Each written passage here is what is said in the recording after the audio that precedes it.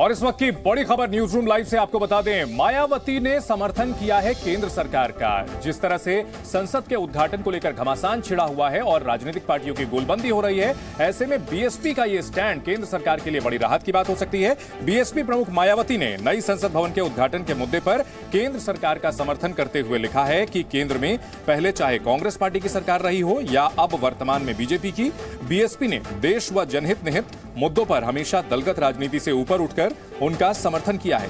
28 मई को संसद के नए भवन के उद्घाटन को भी पार्टी इसी संदर्भ में देखते हुए इसका स्वागत करती है। सरकार ने इसको बनाया है, इसलिए उसके उद्घाटन का उसे हक है।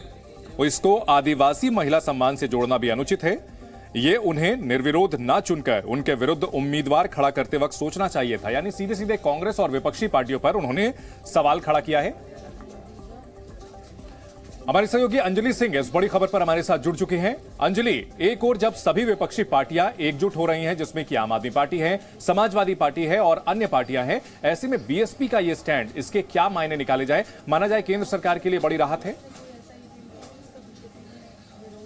जी बिल्कुल, आप देखें, जहां तक मायावती की बात करें तो एक बड़ी नेता हैं, वो बीएसपी की सुप्रीमो रही हैं और लंबे समय तक इस देश की राजनीति को उन्होंने देखा है, इस देश की राजनीति का हिस्सा रही हैं। और ऐसे में उनका ये जो बयान सामने आया है साफ तौर पर दर्शाता है कि किस तरह से उन्होंने दो टूक जवाब दिया है उन तमाम दलों को जो अभी तक इस बात का तर्क दे रहे थे कि एक आदिवासी महिला के सम्मान की ये बात है, आप उसको सम्मान नहीं देना चाहते। राष्ट्रपति द्रौपदी मुर्मू के हवाले से ये जो लगातार आरोप लगाए जा रहे थे, उस पर एक तरह से उन्होंने पलटवार किया है और साफ तौर पर कहा है कि उन्हें निर्विरोध न चुनकर उनके सामने उम्मीदवार खड़ा करके आपने वो सम्मान पहले ही नहीं दिया। तो कहीं ना कहीं एक बड़ा बयान ये मायावती की तरफ से और एक बड़ा स्टैंड इसको माना जाता है और केंद्र के लिए भी एक बड़ी राहत की बात है। जी बिल्कुल अंजलि, बहुत राहत की बात है। और कहीं ना कहीं जो विपक्षी एकता की बात की जाती है, मायावती का जो ये स्टैंड है, विपक्षी एकता की जो कोशिशें हैं, उसके लिए भी बड़ा झटका कह सकते हैं, क्योंकि बड़ी पार्टी के नेता हैं बीएसपी की।